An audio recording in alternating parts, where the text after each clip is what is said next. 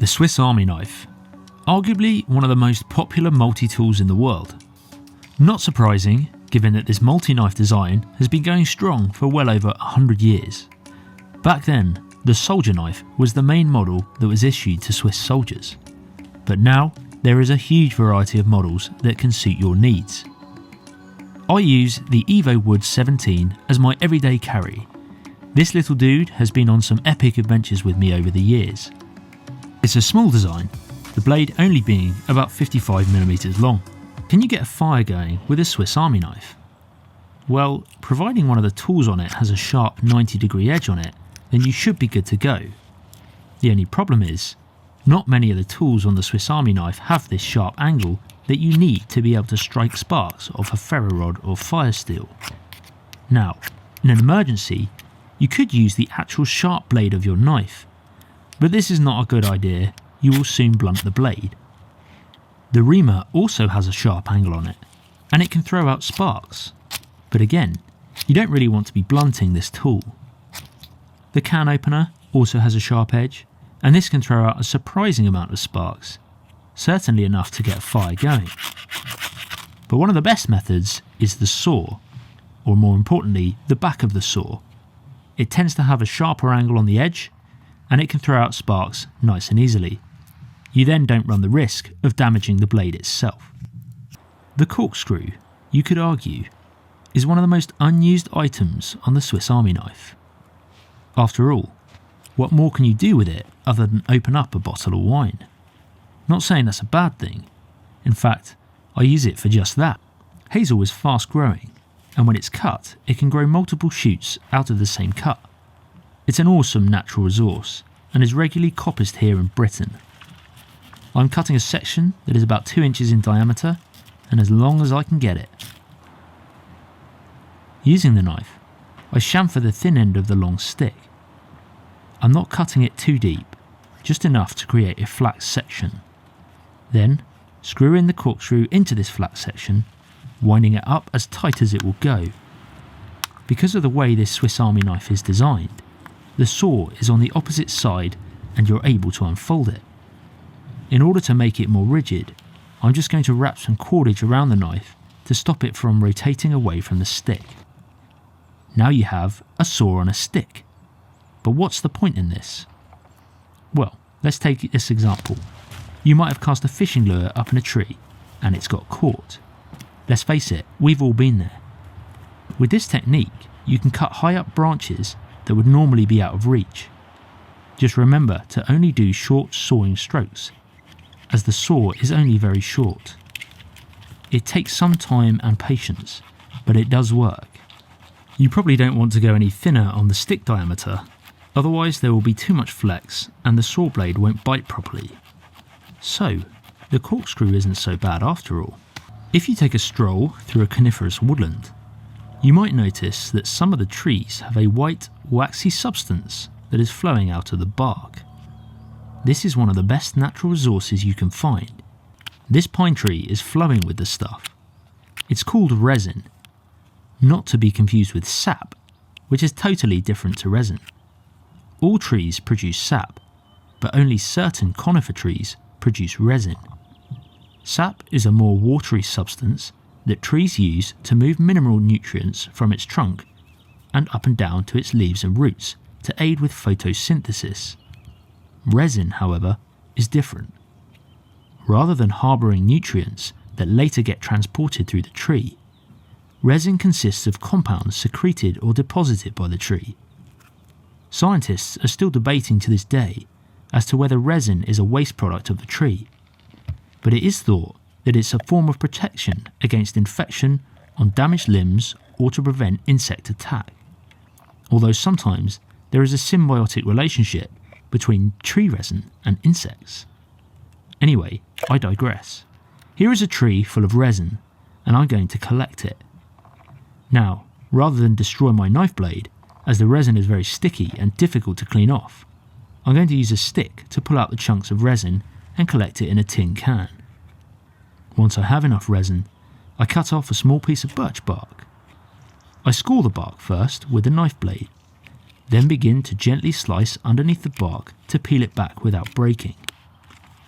I then cut off a small piece of the branch of the birch tree. This is going to form the base that the resin will sit on top of. The bigger you make this, the more resin you will need.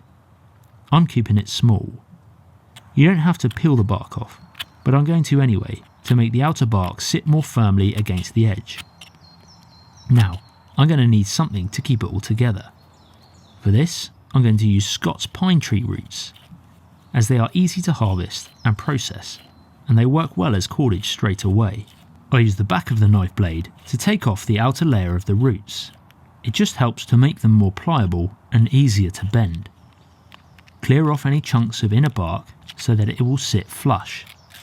And I'm also cutting off a thin strip of bark to act as a wick. Then I carefully wrap the birch bark around the base stick and tie it together with the tree roots. Now the candle holder is made. I empty out the contents of the resin and mould together the softer parts. Some of the resin is very hard, but some can be really soft. Stuff this into the candle and compress it down. Place the wick in and mould the resin around the wick to keep it straight. I then use the scissors on the Swiss Army knife to trim the wick down. Important safety note, folks. These candles are very flammable, and once you have lit them, be sure they are on a stable surface and not on the forest floor. You won't really be able to touch them once you've lit them, as the hot liquid resin can bubble out and it will burn you. Once they're lit, they're awesome. They burn a bright flame, but the resin tends to burn with a pungent black smoke, so keep an eye on where the wind is blowing. This particular candle burnt for nearly an hour before it burnt out. I've made bigger ones which have burnt for well over an hour. If you want, you can secure them to longer sticks in the ground, and they can act as a lantern and a bug repellent for your camp. Whilst on the topic of fire, here's a quick little tip that you can do. Use the saw to cut off thin peaches of a branch. I cut them about 3 inches in length. Then make a point on the ends of the stick with your knife. Place these in a tin can and put the can on a fire. The key here is to starve the sticks of oxygen. So you could either fill the tin can with sand, bury it, or in the case here, I put another tin can on top to act as a lid. Leave this to burn for about half an hour to 40 minutes. Take it off the fire and let it cool down. Once they have cooled down, you will notice that the outer bark can be peeled straight off, and underneath is a perfectly charged stick with a point. Now you have yourself a charcoal pencil. Use this to mark out a carving on a piece of wood. In this case, I'm going to use it to carve a spoon on this piece of firewood that I split, which leads me onto the next project. Use the knife to carve out a rough spoon shape. Remember, the bevel on this knife is only small, so this can be a time-consuming process. Once you have carved out a rough shape, use the point of your knife to dig a small hole in the centre of the spoon, then rotate it round to carve away some of the material. Normally, you would do this with a specialist spoon carving knife like a crooked knife. But as you've just had a fire going and you don't have this specialist tool, you can grab yourself a piece of hot charcoal and use this to burn a hollow inside the spoon. I use another stick on top to keep the pressure on the charcoal burning downwards. You need to regularly add oxygen in order to keep it burning through the wood.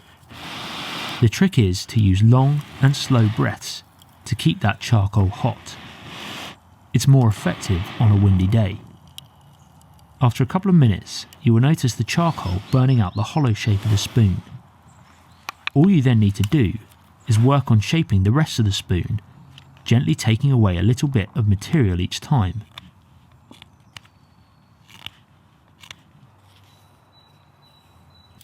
But it can also be handy for undoing very tight knots in cordage.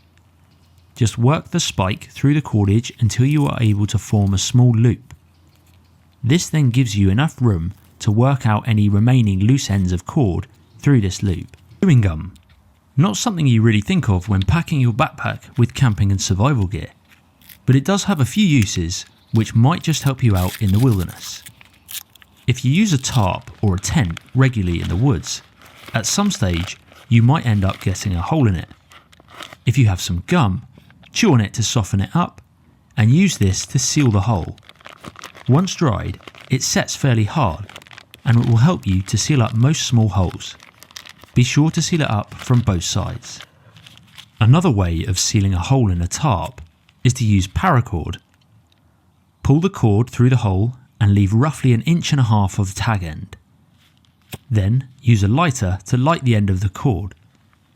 Use your knife to help prevent the heat from the flame from melting other holes in your tarp.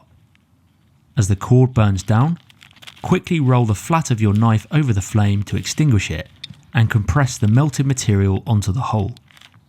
It should set within a few seconds and create a fast seal on your tarp or tent. Be very careful doing this, as some tent and tarp materials are flammable, so be sure to check first if you need to use this method. The chewing gum method is far safer and it can be removed when you get back home.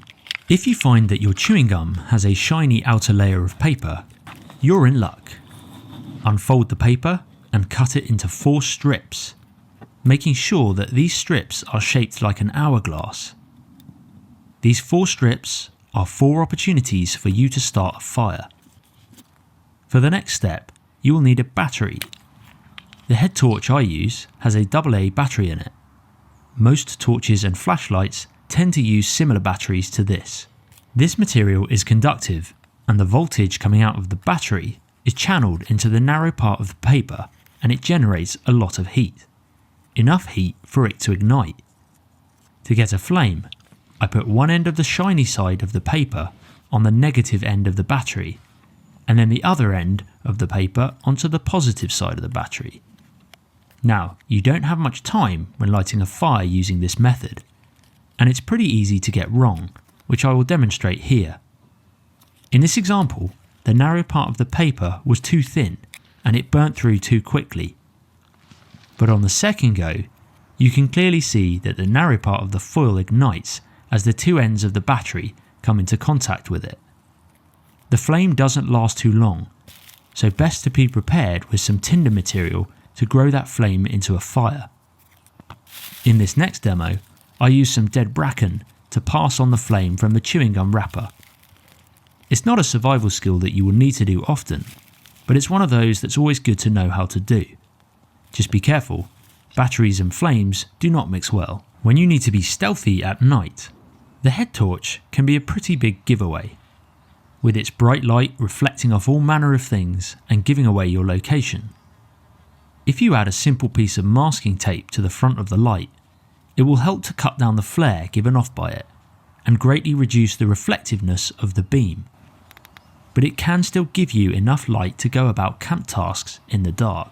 On first glance, this particular log seems far too big to split with just a small forest axe. However, you can apply some simple physics to help split it in half. Even the hardest of swings at this log is unlikely to split it first time. But if you bury the head of the axe just off the centre of the log and then lift the log onto your shoulder, rotate it so that your axe bit is now facing towards you and let the weight of it fall onto your axe, it should split fairly easily. The way this works is that the weight of the log is far heavier than the weight of the axe head. Therefore, you can only apply so much downward force when driving the axe into the log, and clearly it isn't enough to split the log. But by reversing the forces used and allowing the log to be driven down onto the axe with its own weight, it will apply a much greater force to the splitting process. There are times when you need to cut short, small diameter pieces of wood, and it can be really tricky to get any form of good grip for the saw blade to bite. But if you have a bow saw, you can lay a small flexible stick over the frame and place your feet on it to pin the saw down. Then you can pinch the top of the saw between your knees to help keep the saw blade straight. Now all you need to do to cut wood fast is to rub the log up and down against the blade and it will cut in no time. This method is totally the opposite of normal sawing, as you are moving the wood itself instead of the saw blade. Doing it this way allows you to put much more power into the cut, and you can find that it will cut wood faster than doing it the conventional way of moving the saw back and forth. It also means that you can cut much shorter sections of wood that you would not normally be able to do when pushing the saw back and forth. Making notches in wood for lashing two pieces of wood flush together, I would normally use a saw and then a knife. However, if all you have on you is a saw, you can still create a relatively smooth square notch. Using a small folding saw, I make a number of cuts in the wood, all at the same depth. Then, using the saw blade, I make a small twist to prise the cut open and the wood will chip off. I always make sure I am not twisting the saw blade too hard and that I use the thickest part of the blade nearest the hinge, as this is where you can produce the most force. Once all of the small pieces of wood have been popped off, you can then clean up the notch by doing a number of pull cuts to clear any protruding pieces and square up the notch. A similar method you could do is to make a small cut near the end of the wood, then twist the blade gently and pop the small first piece off. Then continue with the next cut and do the same, and then the same with the next cut after that, until you get to the required length of your notch.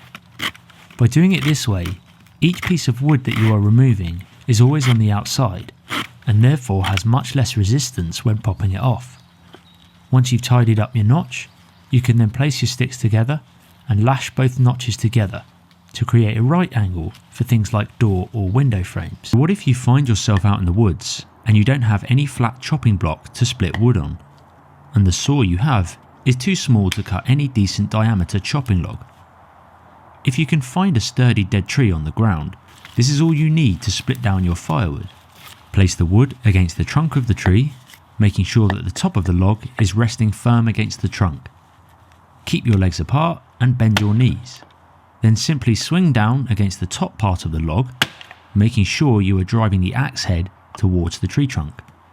That way, if the axe misses, it buries into the tree trunk itself and not into the ground, or more importantly, not into your leg. The best method I find for splitting down wood to kindling size is to hold the log parallel against the axe handle. Make sure that the cutting edge of the axe is directly over the middle of the log and the other end of the log is against the axe handle. I then wrap my fingers around the edge of the log to keep it firmly against this handle. Then it's just a case of bringing the axe and log down at the same time against the chopping block or solid log, and it should split straight along the middle. Once it has been split once, it's much easier to split into thinner pieces, as there will generally be a flat section for the log to sit against the chopping block. Here is a dead standing pine tree, a great resource for shelter building. This pine tree has been dead a while, it has no canopy, and it would never have been able to grow much further due to the other larger trees blocking sunlight from reaching it. This one tree can have multiple uses. If you are in need of a temporary saw vise, you can cut the tree around waist height, then cut a V-notch in it. You can then use this V-notch as a vise to hold long pieces of wood steady when sawing. It's very sturdy because it's still held together by the root system of the tree, even though it's already dead. You can cut small pieces of wood on it too. When you are finished sawing, be sure to make a final horizontal cut as low down on the stump as possible. For some deciduous trees like hazel, willow and chestnut, there may be a chance of new tree growth from the stump in a few years' time. If you don't have a need to cut a tree down, but you are still in need of a vise to keep wood still when sawing, you can use a stick with a Y branch on it and place another stick leaning against this Y branch to form a frame to rest your log on.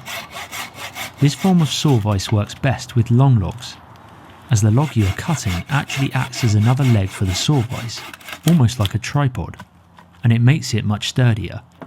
This type of saw vise is great, as you can adjust the height to whatever is comfortable for your needs.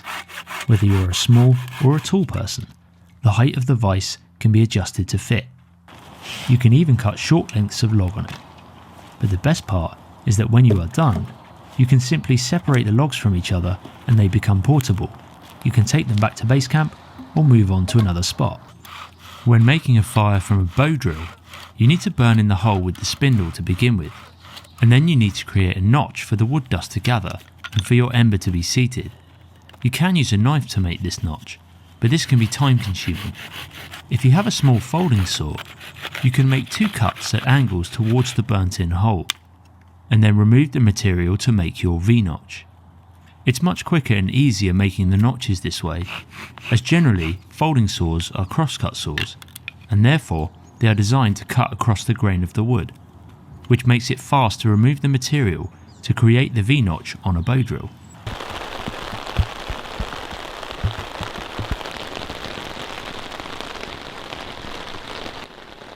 In the UK, we experience an average of 159 days of rainfall each year. This means that for a large part of the year, we are having to light fires with wet, damp wood in less than ideal conditions. As a result of spending a lot of time outdoors in wet weather, I have adapted my bushcraft kit to help me get the best chance of getting a fire going in any conditions. Lately, I've kept a simple 1 metre square piece of waxed canvas in my kit.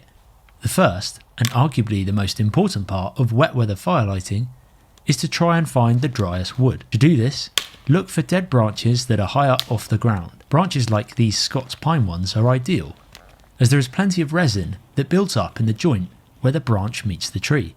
Picking sticks up that are directly on the ground is not really ideal, as much of the moisture from the ground will seep into the wood and it will take longer to dry out. That's not to say you can't get a fire going with it. It just means that you will need to spend more time processing it down to make a viable piece of kindling. Whilst this particular branch here looks like it has ideal twigs for kindling, they will have sucked up the moisture from the forest floor and will remain wet for a few days. It's best to choose twigs that are high and dry and about the thickness of a pencil. To check whether a stick is dry enough, it should snap cleanly as it breaks.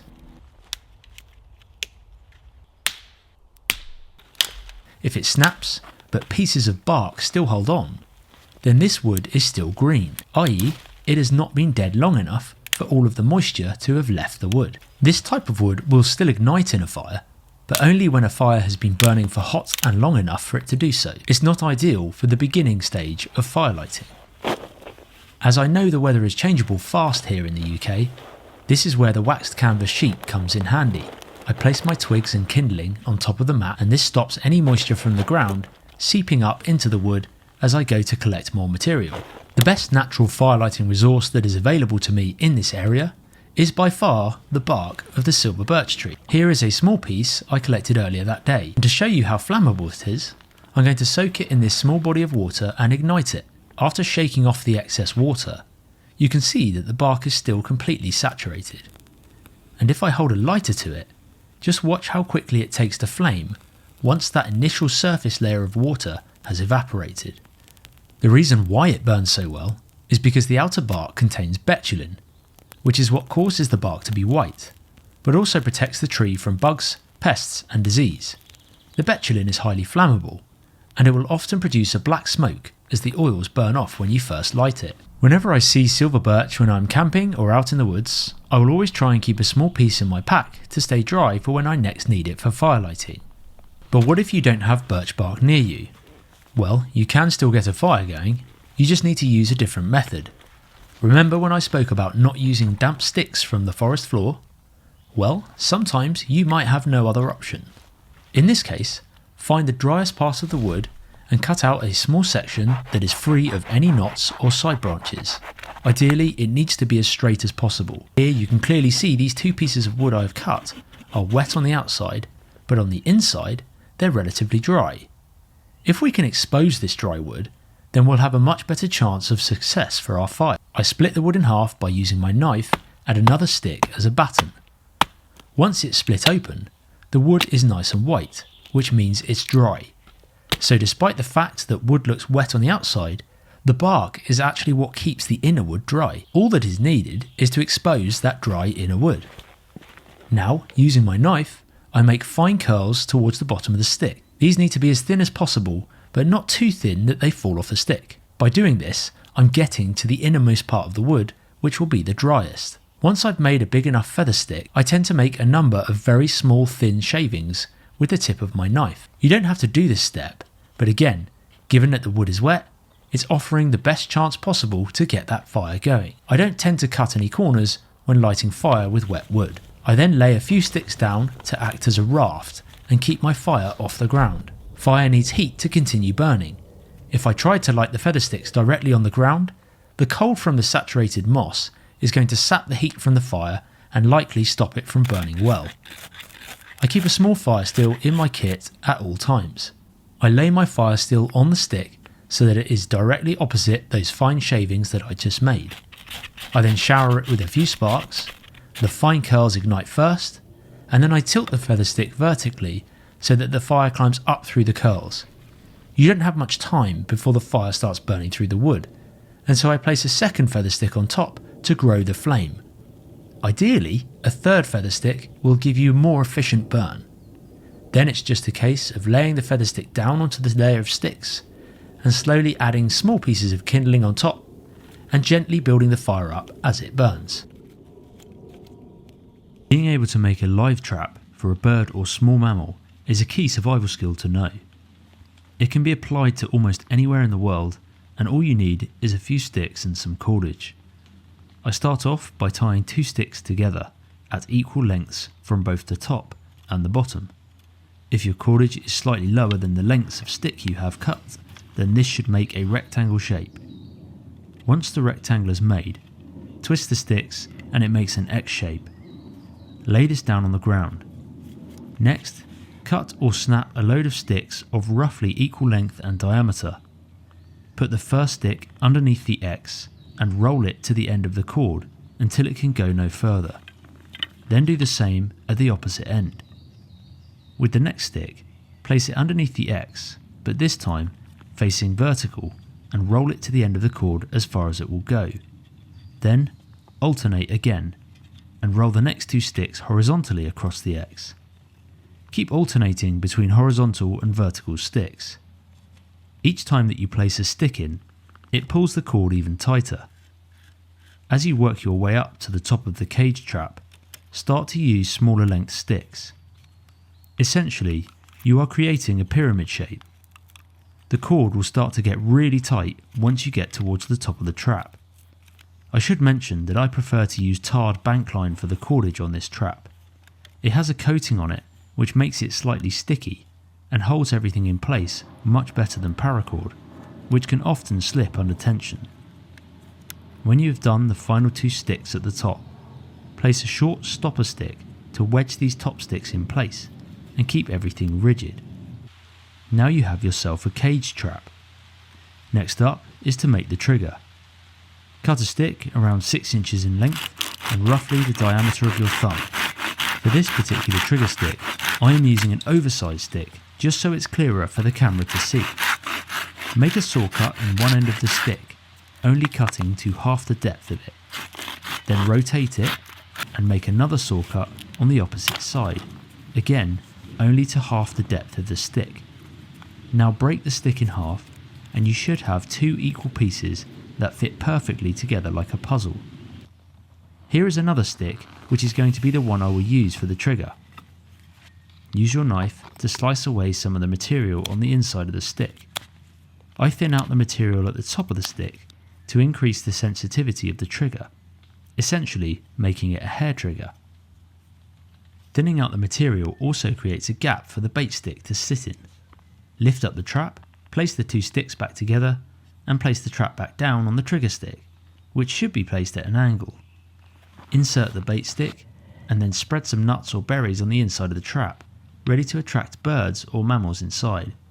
Once the bird or mammal moves around, it knocks the trigger stick and the trap falls down like a deadfall trap. And there's how you make a live trap. Be sure to check your local laws and bylaws in the areas that you are doing this, as in many countries across the world, this is illegal. If you find yourself lost in the woods or you need to call for help, just a 6-inch piece of hazel might just save your life. Bend over a small sapling and make an angled cut with your knife at the bend. The pressure of the sapling bending should make the cut much easier. Then cut the sapling clear near the base of the stump so that it can regenerate. Choose a straight section of wood that is relatively free of knots. Use your knife to make a number of angled cuts around the diameter of the sapling, and then flip it round and make a more angled cut towards the one you just made. Now you can easily split the sapling clean in half. Now make some slice cuts on one end of the stick. Eventually you should have an angled point. Then make a very small V-notch just a few centimeters back from the slice cut. It only needs to be a shallow notch, but make sure the cut is clean and not messy. Then come back about 6 to 8 centimeters and make a shallow slice around the whole diameter of the stick.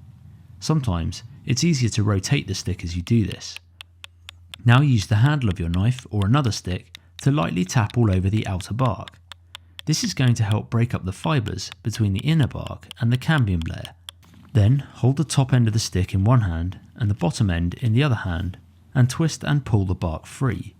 You might hear or feel a small pop as it breaks free from the inner layers below the bark.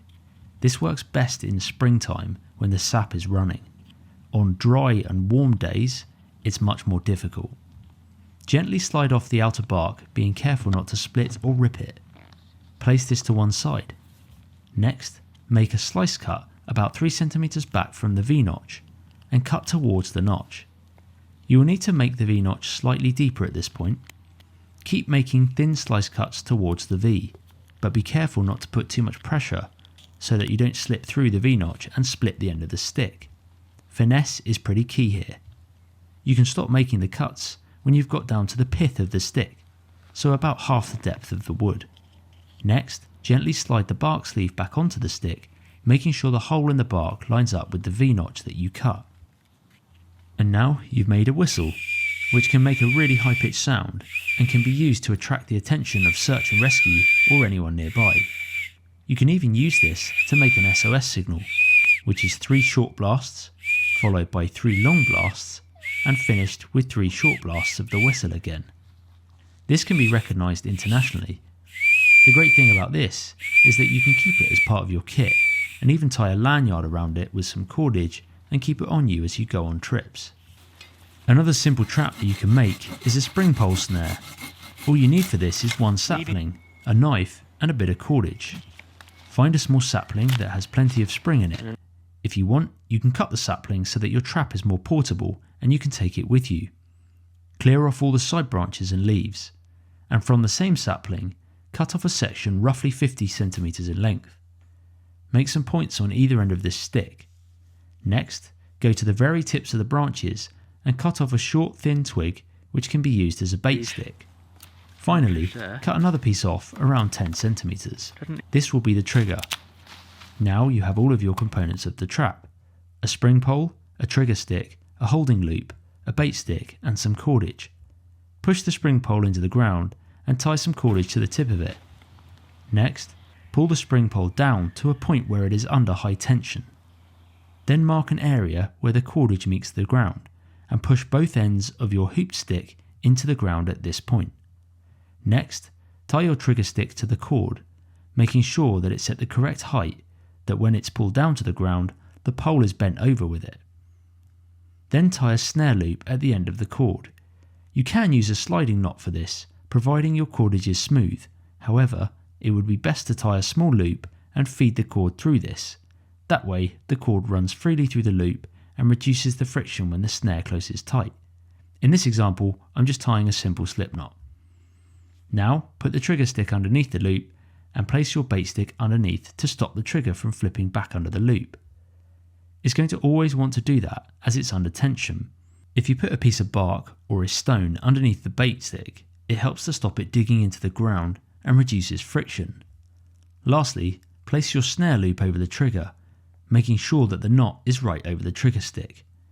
Now you can place some bait on the stick or around the bait stick, and once the mammal gets inquisitive enough, it bumps into the bait stick, which sets off the trigger and then sets the trap off. The snare snaps tight and traps the animal. To make your trap more efficient and increase your chance of catching game, build up some debris around the edges of the trap to guide the mammal into it, something like a U-shape or a horseshoe, to make sure that the animal has only one direction to go, and that's towards your trap. The Polish Lavu is one of my favourite pieces of kit.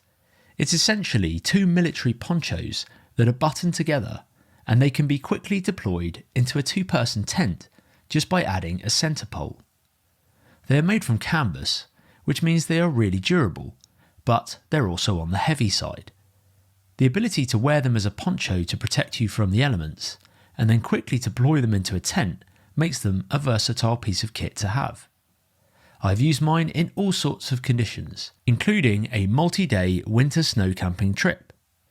The armholes allow you to put a stovepipe through them, and if you have a collapsible stove, this adds to the compactness of this entire setup. I find canvas to be a great material for a tent. Despite it being heavy, it keeps you warm in the winter and cool in the summer. However, I would advise that you get some fire protective material to go around the arm sleeves if you are using a wood stove in there. Fire and canvas do not mix well. A simple Cyalume glow stick can be really handy at night. It doesn't give off as much light as an LED head torch would, and if the batteries ran out on your head torch, then you have a backup light source if needed. They can be useful when trying to navigate without a light source. Despite being dead for years, the roots of a pine tree are one of the last things to decompose. When a pine tree has broken branches, it tends to send this resin to these affected areas to prevent bugs and bacteria from causing disease to the tree. When a tree is blown over in a storm, it sends the resin to the root system. This provides a valuable resource for firelighting. Cut off a root as close to the base of the stump as possible. You'll know you've struck gold when you see the dark red resinous area on the open end of the cut. These natural oils are what make it that colour, and they are very flammable. Take your knife and strip off the outer bark of the root. Whilst this can still burn, it's the resinous layer beneath it that you really need.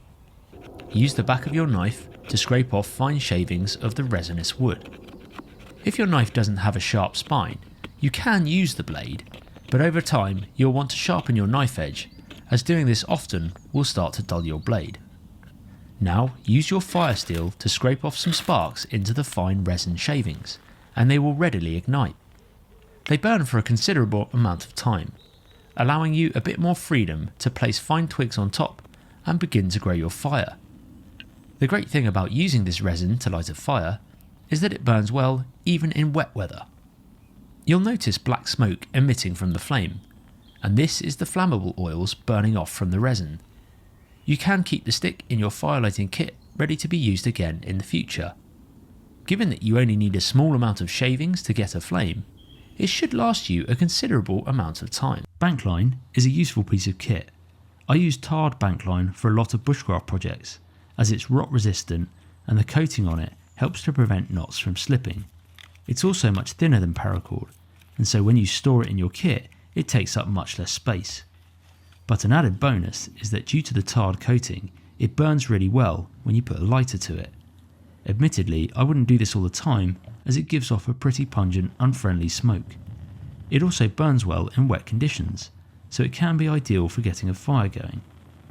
In addition to that, it often drops little melted balls of tar, which you could use as a makeshift glue if you are securing arrowheads to a shaft, or to patch up a hole in a tarp or tent. Just light the cordage, hold it horizontally for a few seconds, and then a globule of melted twine will drop off. Be wary of getting any of this on your skin though. Leather is a craft item that is readily available nowadays. You can go online and order a piece of veg tan leather and have it arrive on your doorstep the next day. For centuries, our ancestors have been tanning leather and using it for clothing as well as armour. Leather can be made from a number of animals, but you can also make leather from fish skin. First, you need to skin your fish and descale it using a knife. You can still make leather with the scales on, but you can create a much more supple leather with the scales off. Now you can brain tan the fish skin, but the solution you get from it is so small and minimal that it takes a lot of effort. Instead, I make an oil-based tan solution using 2 egg yolks, a teaspoon of vegetable oil and a tablespoon of water. I soak the skin in the solution for about 30 minutes, working the oils into the fibres of the skin with my hands. Then I make a small jig from a small round stick and 2 support posts. I then soak the skins in water for 5 to 10 minutes before working them over the jig back and forth to help break up the fibres and make them more supple again. Then I make an oak bark tan solution. To make it, I just chip off the outer bark of an oak log and then put this into a Dutch oven or metal container. Place this on a fire and let it boil away for an hour, after which the tannins from the bark will have been released into the water. Sieve out the bark solution into a container. Once it's cooled, put the skins into the solution and leave it for a week. Stir the solution each day to prevent build-up of mould on the surface. After a week, the bark tan solution will have penetrated the skins. I then put the skin back into the oil tan solution, but add a small amount of natural soap, just to clean off any mould build-up. I also add half a litre of water. Then I work this over the jig back and forth until it dries.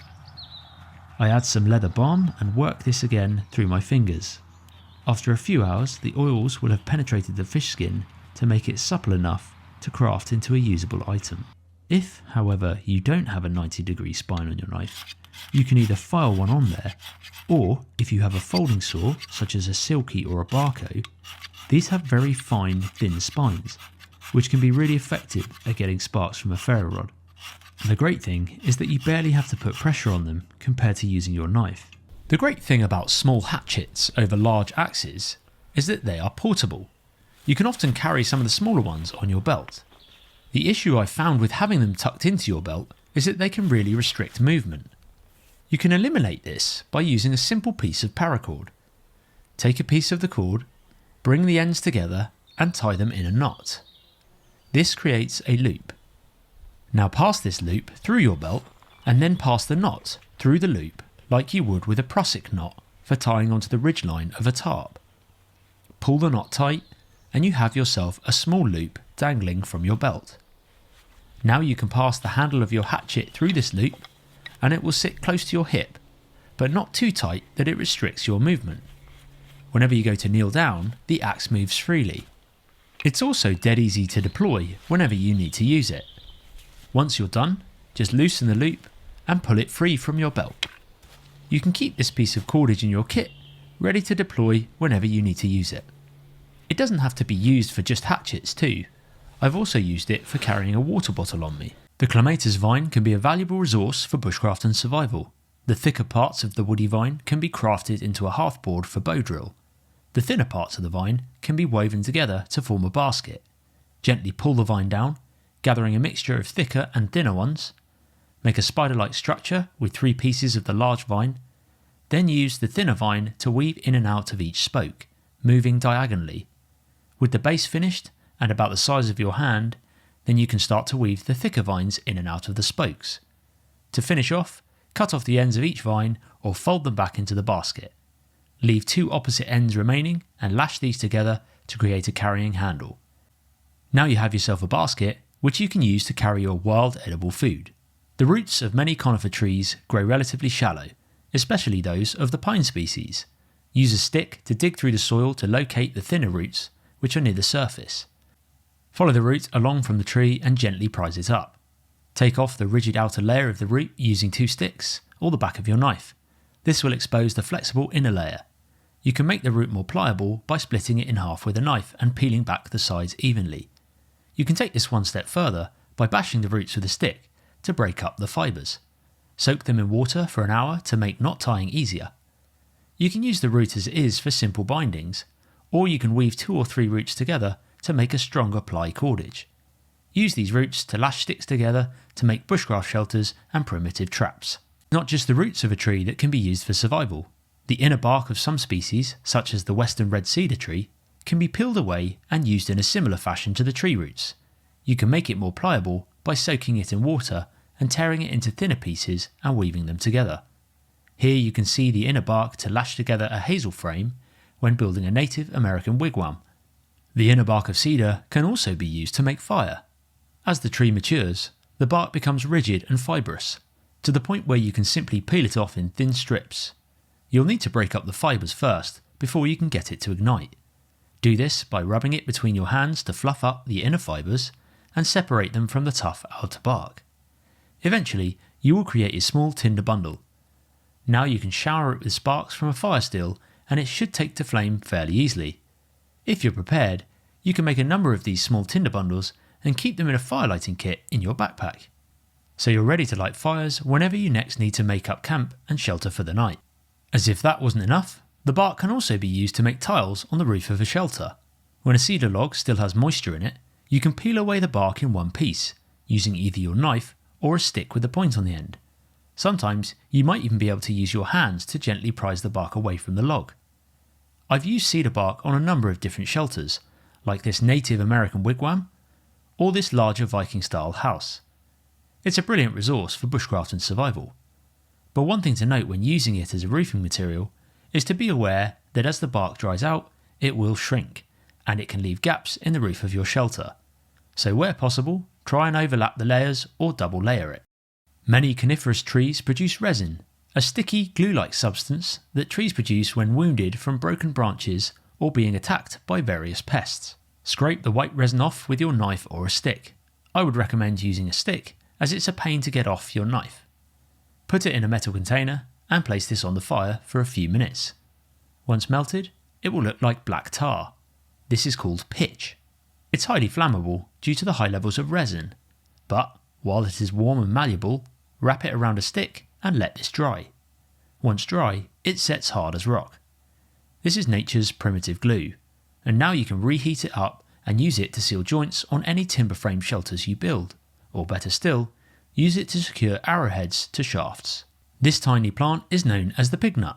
Its Latin name is Conopodium majus. It kind of looks like the leaves of a carrot. But it's not what is above the ground that we are interested in here. Use a small stick to dig away at the base of the stem, being careful not to break it. Eventually, you will find a small tuber, which looks like a nut. Brush off the outer skin and dirt, and crunch away on the nut. It tastes a bit like hazelnut, and is very high in calories for its size. Be aware, this plant is part of the Apiaceae family, which contains a number of plants which can kill you pretty quickly if you ingest them. Be sure that you have confidently identified it before consuming. Some conifer trees produce small blisters. Balsam fir and Douglas fir are classic cases of this. You can clearly see the blisters on this small Douglas fir. These blisters are full of resin. Use your knife or a stick to pierce the bark and collect the resin. This resin has antiseptic properties. If you have a small cut or graze, you can apply some of the resin to help prevent the cut from getting infected. As well as this, the resin is highly flammable and can burn for a long time. Shower it with sparks from a ferro rod and it should ignite easily. One of the most underrated items in my kit is a tube of porta wipes. This little tube contains 10 compressed tissues. And by compressed, I mean seriously compressed. Each tissue is about the diameter of a £1 coin.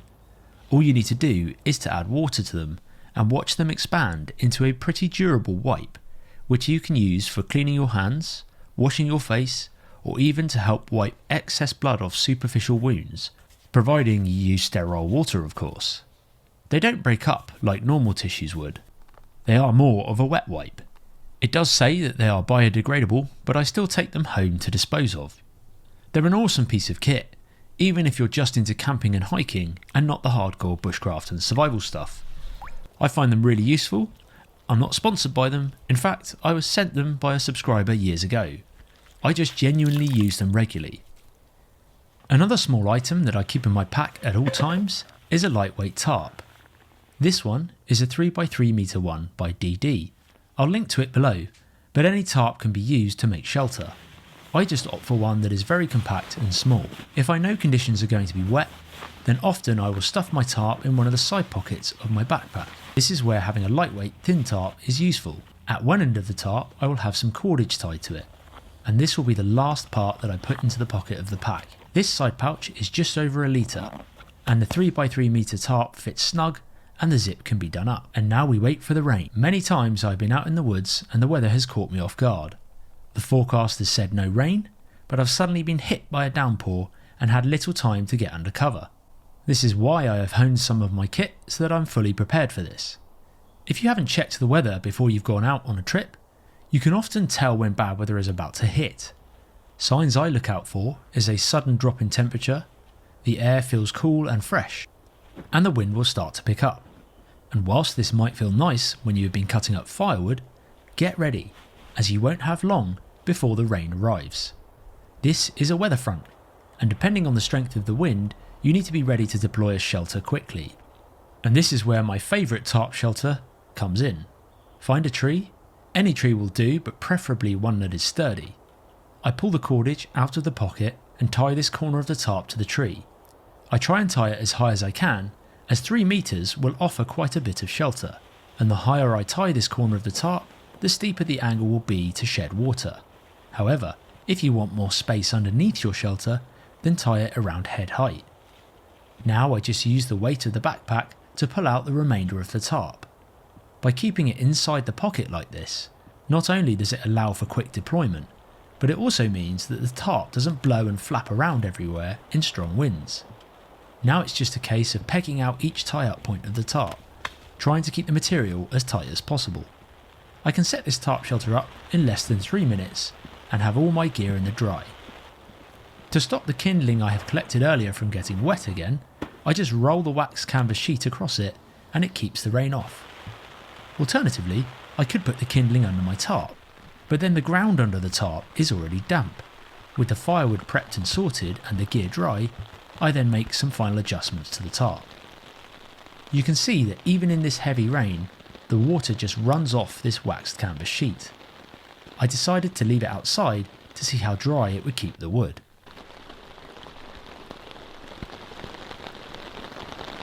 As I said earlier, the best natural material for fire lighting in this area is silver birch bark, and so I use my knife to scrape the outer bark into a fine dust pile. Just underneath the outer white layer is where the flammable oils of the bark are.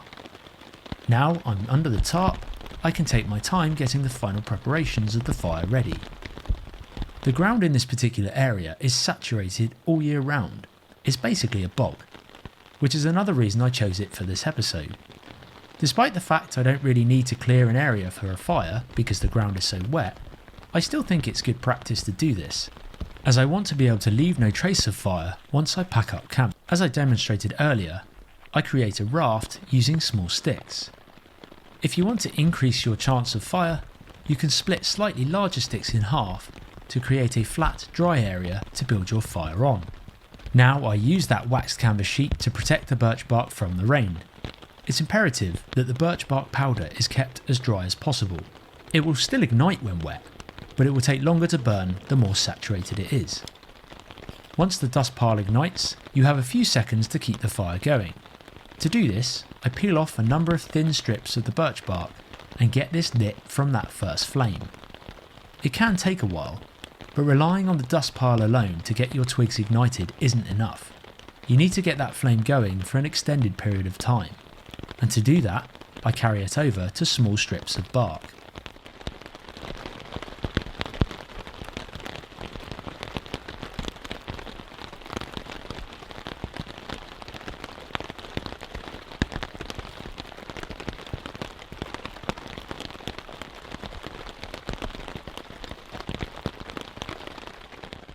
Once these small strips have a more established flame, then I lay the twigs down on top of it. You'll notice that I place the horizontal stick underneath the twigs before I laid them down. This is so that I can raise and lower the twigs to allow more oxygen to help the flame catch them alight. Throughout the early stages of the fire, I keep my body hunched over it to try and keep the rain off. With the rain being so heavy, it could easily put the flame out. And here's a top tip. I won't put the next layer of sticks on until the flame rises above the previous layer of sticks, and I apply this to all of my fire lighting in both dry and wet conditions. Too many times over the years I've put a fire out by putting on too much fuel too early and smothering it. When a fire is only just going, I find it best to let the flame creep above the first layer of sticks before adding the next layer. This allows the heat to build up at the base of the fire, as well as allowing more oxygen in. Once the flame is well established, then I don't have to hunch over it anymore, as the heat at the base of the fire is enough that providing I keep adding fuel to it, it won't go out. If your fire is still struggling at this point, then it doesn't hurt to add more oxygen by blowing into the fire. You only really need to do this at the beginning stages, or at least until you have enough of a roaring flame. And now you can relax and enjoy some time in the woods. This particular woodland is damp all year round. This is evident from the dense patches of moss that are spread throughout. Trying to find dry tinder in environments like this can often be quite tricky. However, despite the ground being soaking wet, there is still a natural material that grows amongst it that can be made into a usable tinder once it has been prepared well enough. You'll notice the white blades of grass growing amongst the moss. If you focus on collecting the thin, broad blades of grass, these are often the driest. Gather a good handful of grass and rub it between your hands. After a few minutes, the heat that builds up between your hands will start to dry out the grass. If you continue to rip and break the fibres in between buffing it between your hands, it will help to make the tinder more fluffy, which is what you need for it to catch a spark from a fire steel or an ember from a bow drill. Continue to collect the grass, as more often than not, you need double the amount you think you need. Here is a quick tinder bundle made in around 5 minutes from picking up the wet grass. You'll see it is compact and it looks like a small bird's nest. And now, just a few sparks from a ferro rod will help the tinder bundle to ignite. As the grass is quite damp, you'll need to add oxygen to help encourage it into a stronger flame. Maintaining a campfire can sometimes be an arduous task, especially during the earlier stages when you need to constantly keep feeding sticks in the fire until it gets hot enough to create coals. One of the ways to create a low maintenance fire is by building it upside down. By that I mean start by sawing off a few lengths of large dry logs. The thicker and longer the log that you cut, the bigger your fire will be. For this example, I'm cutting a length of around 40 centimeters and roughly 10 centimeters in diameter. In layman's terms, that's basically a log the length of my forearm. The species of wood that I am using here is ash, which burns well on a campfire. The important thing to remember is to choose the driest wood possible. Next, I cut a load of smaller sized logs to the same length. I then use my axe to split some of these smaller logs in half to expose the dry inner wood. And now for the fun part. I start by building the fire upside down. First I lay down the thickest logs, then I lay the thinner ones perpendicular to the ones below. On top of those I lay the split logs with the exposed wood facing upwards.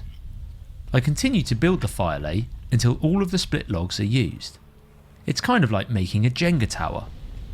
At the top of the fire I lay small dry twigs.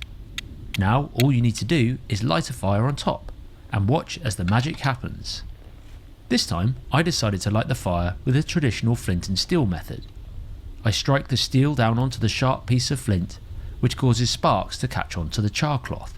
I then place the char cloth into the tinder bundle, which is the bark of the honeysuckle vine.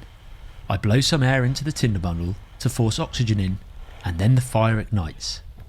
I add a few thin strips of silver birch bark, which will help to extend the flame. Then I just add a few twigs to build the initial flame up, and I can sit back and let the fire burn. There is no need to go and hunt for more firewood to keep adding to the fire. Each layer burns and then the coals drop onto the layer below, which allows the fire to continue burning. Here is what the fire looks like after 30 minutes. It's burning with a hot, clean flame. And here is what it's like after 1 hour. And finally, here is the fire after an hour and a half. I have not had to add any sticks to the fire in this time. These coals would be great for cooking on. So, whilst the initial part of collecting the firewood takes a bit of time, once the fire gets going, it requires very little maintenance. The fire would have probably burned for longer if it wasn't such a windy day. Whilst this fire is burning, let's take a look at a method you can use to boil some water over it. I cut 3 sticks to equal length. Then I lay the sticks next to each other and secure them with some bank line. The knot I use to secure them is an arbor knot. Once the arbor knot is cinched tight, I take a number of wraps of the cordage around the sticks. Normally 3 wraps does it. Then I do some vertical wraps that weave in between the sticks and over the horizontal cordage. These are known as fraps, and these help tighten the whole lashing. Again, I do these about 3 times in between each gap. With the knot secure, I can lift up the sticks and form a tripod. The lashing will tighten as I splay the legs out. You'll notice I have deliberately left a length of bank line. At the end of this line, I'm going to tie a marlin spike hitch. It's a dead easy knot. Apologies for the out of focus shot here, but you can still see how it's tied. First, I make a loop in the end of the line. Then I bring that loop up to the centre line above it to form another loop. I then pass a stick through the loop and behind the centre line. Then I cinch the knot tight against the stick. Now I can pass this stick through the bail arm of a billy can, and it allows me to hang the billy can directly above the fire. The cord will spin for a few minutes as it's been twisted up where it has been stored in my backpack. To get the billy can closer to the heat of the fire, I just widen the tripod legs. A benefit of this type of fire lighting is that it's reusable. Much like a fire steel can be reused over and over again. The steel striker will give you thousands of sparks before it starts to fail you. The flint, on the other hand, will start to lose its sharpness after just a few uses. You can make your own flint shard fairly easily. Here is a piece of flint I found in the woods. It already has a fairly sharp edge where it's broken off from another larger piece, and it can still throw off some sparks. However, if you use a larger stone and strike the flint in a downward motion, you can often crack off smaller shards of flint which are far sharper. The inner pieces of the flint have sharp edges. This will throw out good amounts of sparks before they dull. And now that one large piece of flint has been broken into multiple usable pieces which you can stow away in your fire lighting kit for later use. A more modern backup emergency fire lighting technique is the inner tube of a bicycle tyre. This small piece keeps the lid secure on my flint and steel kit. If I am in real need of lighting a fire quickly, especially in adverse conditions like strong winds and rain, I can cut off a thin strip of the inner tube, and then tie this into a knot and hold a lighter to it for a few seconds. Being rubber, it burns really well, and allows enough time to burn through damp kindling. As it burns for a while, you only really need a small amount to build up a fire. The smoke it gives off is toxic, so I would only use this method of fire lighting in an emergency, but it is a great backup option to have. Some knives don't have a sharp 90-degree spine. For example, this Halterfor's knife here wasn't manufactured with a 90-degree spine, which means when I go to use it on a fire steel, it really struggles to get sparks from it, and I have to apply a lot of pressure and effort to generate these sparks. If your knife doesn't have a 90-degree spine, it's okay, as with any bushcraft knife, there is an area on the tip of the blade where the two sides of the grind meet. This will usually have a sharp 90-degree angle, which you can then use to get sparks from the ferro rod. You don't have much room to manoeuvre like you would when you can use the whole length of the spine of the knife, but if you get the angle right, you can generate a large amount of sparks in a concentrated area. If you worry about using your knife on a fire steel, and your fire steel doesn't come with a striker attached, then you do have another option. The spine of many saw blades will have a 90-degree angle on it. For example, this folding handsaw here has a sharp edge on the back of the blade. This can be used exactly like a striker, and in my opinion, you can produce more sparks using the back of the saw blade than you can with the little flat strikers. Most fire steels come with a hole in the handle or the rod for you to tie some cord to, so why not tie something bright to it? That way, if you do end up dropping it on the forest floor, the cordage stands out against the leaves and debris, making it much easier to catch your eye. Alternatively, you could add some fire lighting paracord to the handle. This paracord has some waterproof flax fire cord inside, which is flammable. That way, if you find yourself needing to light a fire, and you don't have much tinder available, you can undo the paracord from your fire steel and pull out a length of the flax fire cord. Then scrunch this up in a ball and throw some sparks on it with the fire steel. It lights pretty quickly and burns with enough time for you to add some fine twigs and kindling and build up your fire. So you can make a small bushcraft stove from a log with just two tools. First, cut a log with a minimum diameter of about 5 inches. It can be as tall as you want, but the shorter it is, the more sturdy it will be. For this example, I am using a Scots pine tree, as it is a softwood and full of resin, which means it will be easier to ignite and burn with a strong flame. You can use hardwoods, but they tend to smoulder more and produce less flame. The next step is to use a hand auger or a barrel-eyed Scotch auger. These are essentially a large 1-inch wood drill bit with a barrel eye. This is where the wood handle slots into. If the wood ever snaps, you can just carve a new stick to replace it. I keep a cork on the end of the bit to prevent it from cutting through my backpack. Now I start to drill a hole directly in the top of the log. This part can take a while, which is why softwood is better, as it would be a lot harder using hardwood. Once I've drilled to the depth of the auger, I offer it up against the side of the log to see where I need to make the second hole. Now I drill into the log until this hole meets the first one.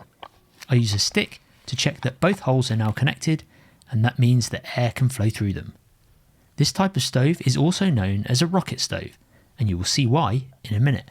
A useful piece of kit that I recently acquired is the Sidekick fire starting necklace by Forest Fundamentals.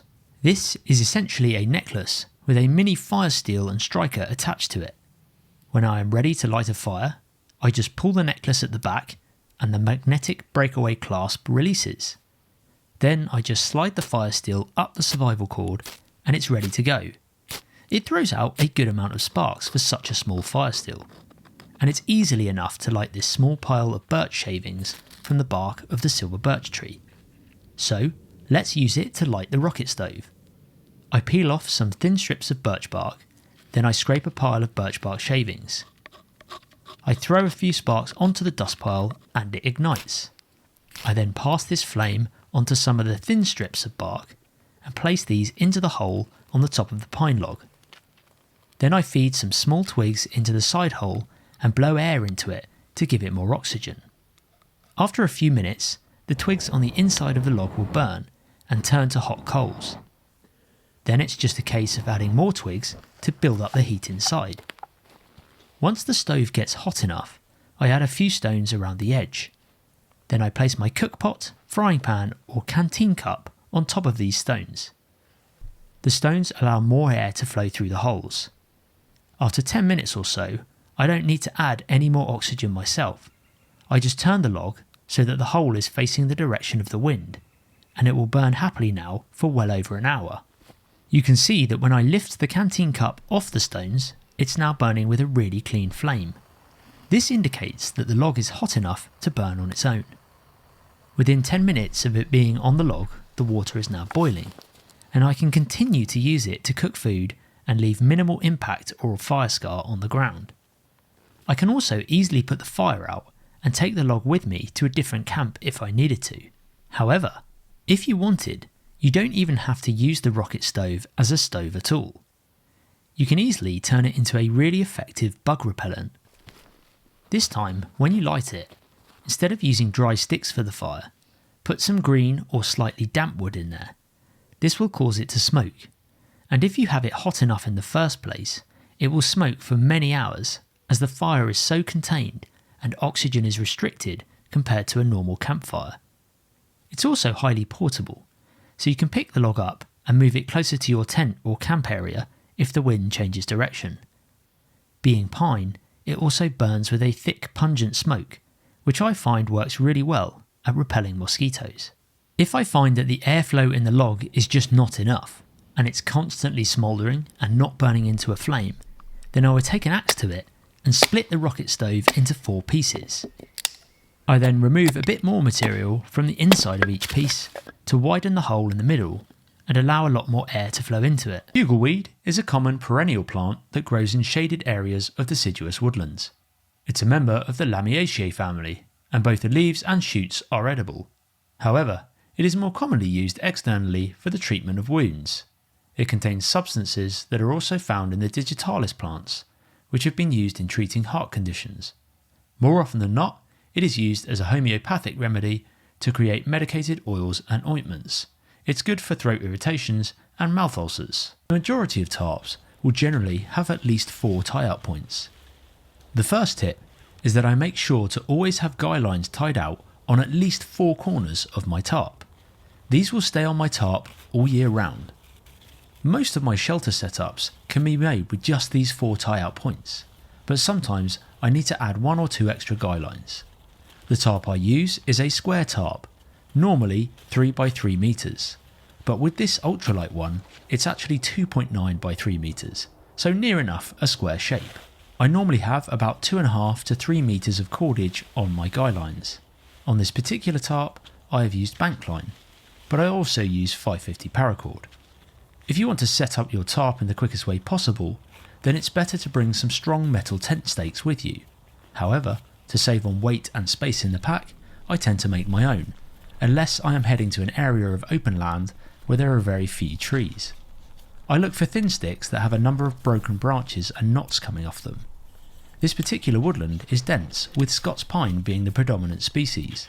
As it's dense, the trees are growing close together, and as a result, they grow really straight. This makes it ideal for quickly whittling up some stakes. Snap or saw the branches just above the knots. This small stick produced 7 stakes. These protruding branches act as a hook to stop your guy lines from falling off the stakes when you peg them out. Using a knife, I then put some points onto the ends of the stakes. For the first shelter, peg out the 4 corners of the tarp. Once all corners are pegged out, it pins the tarp to the ground and the wind shouldn't pull it up. From there, I then peg out the 2 tie-out points that are right next to the corner tie-outs. As each peg goes in, I pull the tarp diagonally so that there is tension between each peg. I do this to the 2 far corners of the tarp. This is going to be the back of the shelter, so ideally have the back facing the wind. That way the wind will blow up and over the shelter and not directly inside it where you are likely to be sleeping. I unpeg the 2 back corners of the tarp and tuck them underneath. The eagle-eyed among you might notice that I also have a guy line tied to the centre tie-up point of the tarp. This gets used in a different shelter which I will show you later on in the video. Now I come to the front of the tarp. I take the corner that was staked out and unpeg it. I find the next tie-up point along from it and add about 6 inches, then I flip the corner tie-up point to here and peg it in. I do the exact same thing to the other side. Find the next tie-up point from the corner, add a few inches, and then flip the corner in and peg it out. This will be the front of the shelter. Next up, I cut a branch about the thickness of my wrist. I use my bushcraft knife to bevel one end of the stick. This end is going to push up against the tarp, so it's best to make the end as smooth as possible. I leave the other end flat. Then I take my stick and place it underneath the centre of the tarp, making sure it is as straight as possible. This is where the beveled end of the stick needs to be facing the tarp material. You can add a shamag or a spare sock to the tip of the stick to stop it from piercing the tarp if you wish, but I've never had a problem by just beveling it. Now you don't have to do this next step, but I find it does help to make the tarp have more tension. Take a piece of cordage and tie to the next tie-out point from the front centre tie-out. Fold this piece of loose tarp back on itself and tie it off at the back corner peg. I use an adjustable guy line hitch to do this, which you can see in more detail in my tarp setup video in the description box below. Do exactly the same to the opposite side. Finally, you can add a guy line to the front centre of the tarp to tie out the entrance and help shed the rain away from the entrance of your shelter. Now you have a low profile tarp tent, which I find works well in strong winds as it has a number of angles to it. I find it tends to deflect the wind away from the shelter rather than act like a sail and catch the wind. The entrance at the front is tight, but it leaves a big enough gap for airflow, yet small enough that you're well sheltered from strong winds than you would be with an open tarp. There is a surprising amount of space inside the shelter. The great thing about this is that if you are camping in open ground and you prefer to carry a tarp in your kit as opposed to a tent, you can use an adjustable hiking pole to maintain the tension of the tent and set it to the height that you prefer. The lower the roof, the wider the space inside. The higher the roof, the narrower the space inside. The next shelter is for hammock campers. You only need to use the 4 tie-up points at the corners of the square tarp. First, find 2 trees that are just a bit wider than the width of your tarp. Tie one corner of the tarp to the tree. Now, there are a number of knots that you can use to tie a tarp to a tree. I tend to use a Siberian hitch.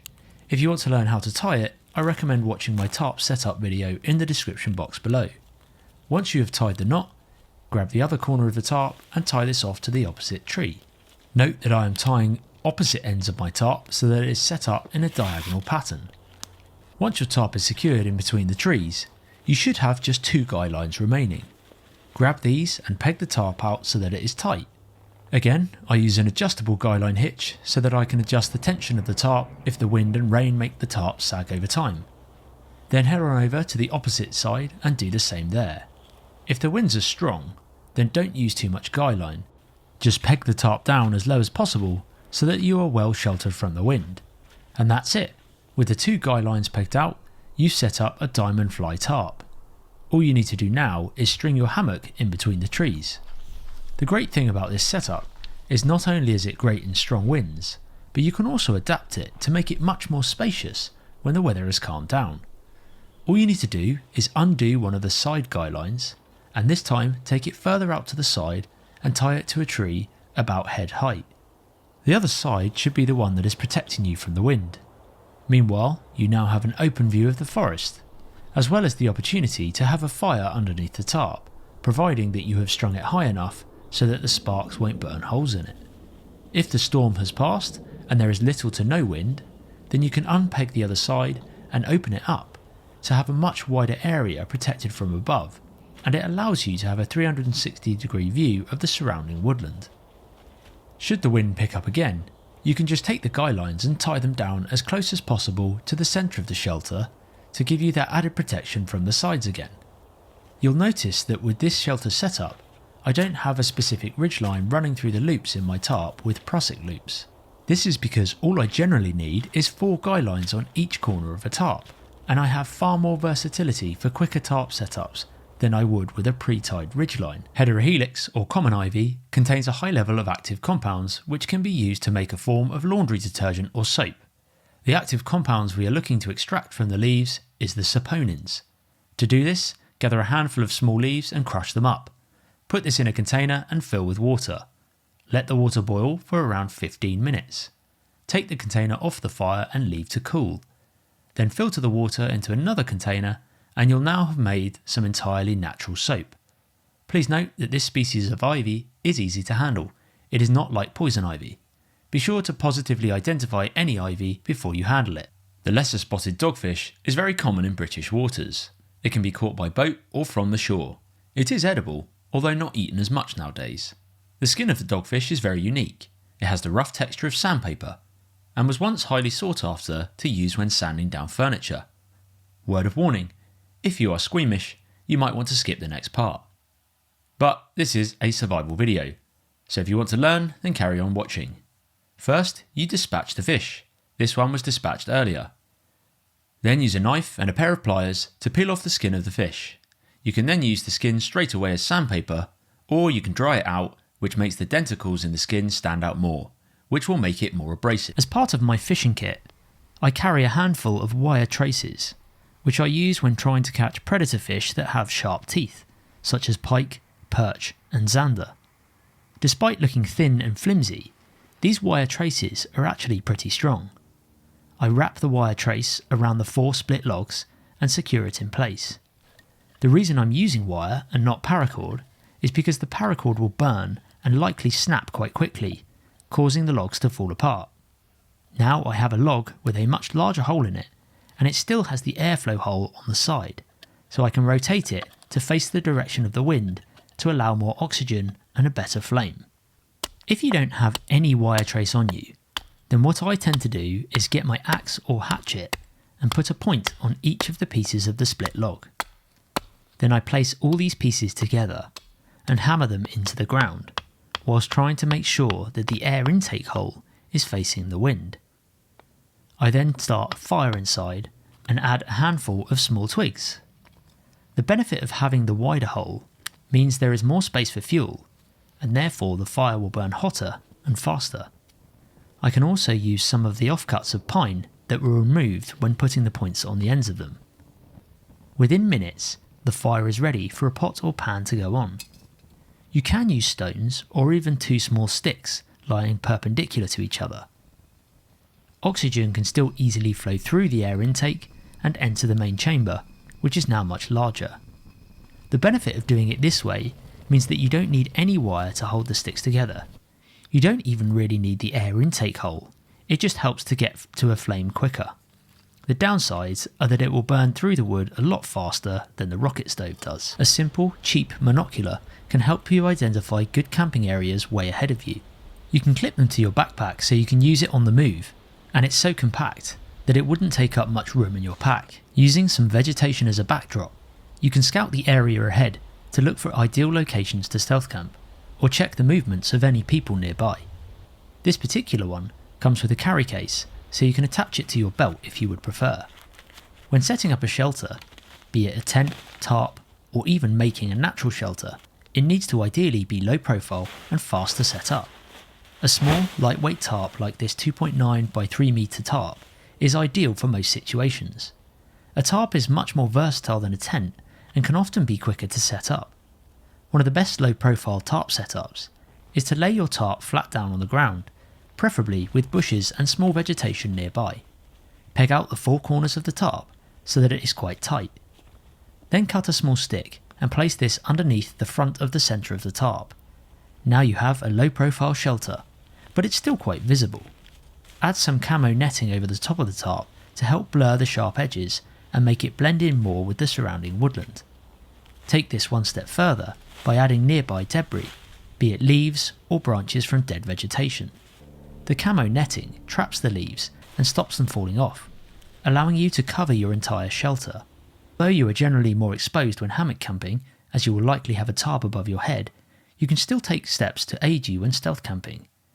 Using a hammock sleeve like this one means that you can quickly deploy or pack away your hammock at speed should you need to bail and get back to your vehicle. Just slide the sleeve back over the hammock, detach it from the tree, and it will save you a lot of time when packing up. This particular hammock has a fly net attached to it. This means that I can set my hammock up between two trees like normal, but this time use it as a ground shelter by laying the hammock on the floor and then raising the fly net and tying it to a tree a few feet above the ground. To make the shelter blend in more, I can throw over some camo netting and leaves like in the previous shelter, and all of a sudden I have a quick deploy ground shelter as well as a hammock. Granted, I would still need a tarp above my head if it were to rain, but something small and compact like the tarp used earlier would be easy enough to set up. If I wanted to be bold and build a shelter from natural materials, I often look for areas of woodland where there is already likely to be a fallen tree or plenty of materials to build with. This saves on half of the building time needed to make a shelter. For example, this tree root here offers full protection from one side. I only need to build 2 walls either side and make a raised bed so that if it rains I wouldn't be sitting in water, and then build a roof on top and provide some cover with any leaves or debris nearby. Be wary of any tree roots that look unstable, as some might collapse forward onto your shelter. As with any shelter, when stealth camping it's good to keep it minimum and low profile. Here's one I built by attaching some bin bags to a few sticks that I bent over to form a tunnel. I then broke up the outline of the shelter by using some leaves from a nearby bush. You'll notice that although the shelter blends in well, the ends of the cut wood are pretty white and still stand out. You can mask these by simply rubbing some mud over the cut ends, like in this example here. If you need to head further away from camp to collect water or gather more resources, and you are worried about someone finding your gear, you can place your pack in a bush and throw over some camo netting to keep it well hidden. The limpet is a marine gastropod mollusk that is easily spotted clinging onto the rocks at low tide. Knock them off the rock with a stone. When you turn them upside down, you can see the yellow muscular foot. This is the edible part. You can either boil them or roast them upside down in their own shell. I boil them for around 10 to 15 minutes. They are tough, rubbery and not very palatable. When boiled, the muscular foot separates from the shell. There is a black sac at the top which contains its guts. You can eat this, but I prefer to remove this part and then eat them. The bow drill is an effective method of primitive firelighting, and one of the best resources to use for bow drill is common hazel. Hazel tends to grow multiple shoots from the same tree, and many of these saplings grow straight. This makes it ideal for the bow drill. Split a hazel stick in half and then flatten it out with your knife. This can be used as the half board. Cut a small 6 to 8 inch section of stick, round off one end and point the other end to make your spindle. Then use a slightly bent section to create your bow. You can even use a small piece of hazel as a bearing block to put pressure on the spindle. As long as the wood is dry, you can create an ember from a full hazel bow drill set. Another more primitive form of friction fire is the hand drill. Here I'm using a piece of elder which has a hollow pith, making it ideal for a hand drill spindle. For the hearthboard I'm using clematis, the climbing vine which I used to weave the basket made right at the beginning of this episode. It requires more effort to create fire this way, but it still uses the same principles through friction, heat and oxygen to help you get that ember. Yellow archangel is quite a menacing looking plant, with leaves similar to the stinging nettle and bright yellow flowers. It's in the Lamiaceae family, which is in the same family as mint. The leaves are in opposite pairs, and as with many plants in the Lamiaceae family, the stem is actually square. Both the leaves and the flowers are edible raw, but mature plants would taste better if steamed or steeped in a tea. It has many medicinal properties, which include blood cleansing and alleviating stomach and abdominal cramps. The Scots pine tree, or Pinus sylvestris, is a fantastic bushcraft resource. It's easy to identify with its deeply fissured bark that turns slightly more orange and flaky as you look further up the tree. The branches contain thousands of pine needles which stay on the tree year round, and each nodule produces a pair of needles. These are a valued source of vitamin C and can be steeped in a tea for an immune boosting drink. At the base of this root system are hundreds of pine cones. Many people walk past them, but sometimes it's worth collecting a handful, as you can turn these into a valuable firelighting resource, which I will show you in a minute. A smart way to be prepared for a survival situation is to have some sort of small pouch to carry tinder. I made this small tinder pouch from a piece of leather. It's fitted with some leather cordage to tighten it up, and it can be fastened together with a piece of deer antler for a toggle. I will put a link to the video on how you can make this in the description box below. Whenever I'm out in the woods on a camping trip or even a day hike, if I spot any dry tinder, birch bark or other firelighting resource, I will collect it and store it in this tinder pouch. That way, if I find myself needing to light a fire and there are adverse weather conditions or all of the resources around me are damp, at least I have a dry source of tinder to get an initial fire started. It's always better to be prepared. When I get to camp, I can place the collected pine cones into a small tin. I put a hole in the top of this tin so that the air has space to escape, otherwise the pressure would build up inside. Seeing as I already have the rocket stove going, I place the tin on top of the fire and leave it there. Almost immediately there will be smoke coming out of the hole. This is a good thing, as it means the material inside is beginning to char, but not burn into a flame. The idea here is that I'm trying to burn the material to a point where it's charred but does not combust and burn away to nothing. It's a process called pyrolysis, where oxygen is deprived from an organic material, and as a result its composition is changed as the gases are burnt off. It's the same process that is used to make charcoal. The smoke will burn thick for the first 10 minutes or so, and as soon as the smoke turns clear and starts to fade and stop, that's when it's time to put the gloves on and take the tin off the fire. Once it's cooled down enough, I take the lid off, and you can see that all of the pine cones have charred and turned brittle. Now I have turned these pine cones into something that will catch a spark from a fire steel and smoulder into a hot coal. If I add this to a tinder bundle, such as dry bracken, I can blow air into it, and it will reach a temperature hot enough to ignite the tinder bundle and go into flame.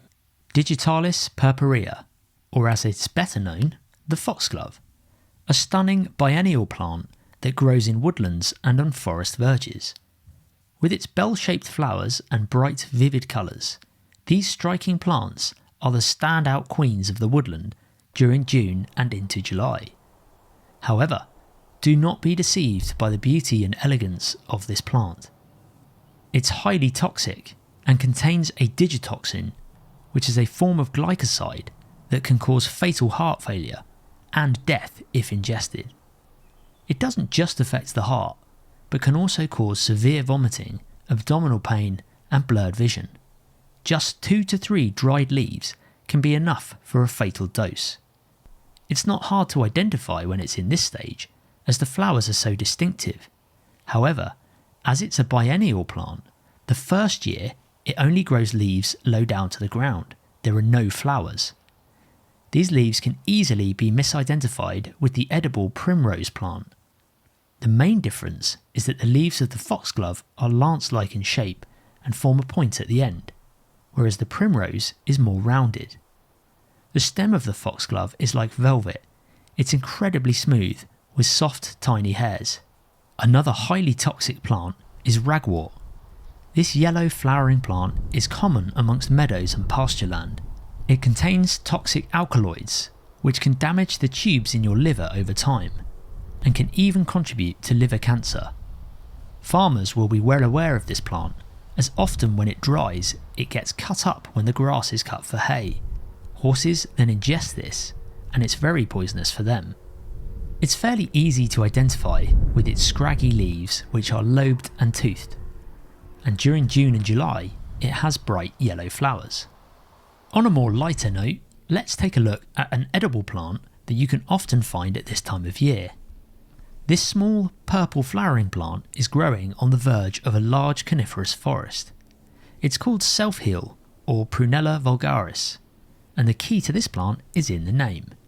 It's part of the Lamiaceae family and has many medicinal properties, the main one of course being for healing. It can help to draw out infection and helps to stimulate the healing of wounds, burns and ulcers, and has been known to have styptic actions, helping to staunch the flow of blood. As well as that, it can help to fight inflammation and protect against cancer. It has small violet flowers that cluster at the top of the stem. The leaves are in opposite pairs, and as with most plants in the Lamiaceae family, the stem is square. The leaves can be crushed and put onto wounds to encourage healing. The birch polypore is a common bracket fungus that grows on birch trees. It can be dried, crushed up and steeped in a tea.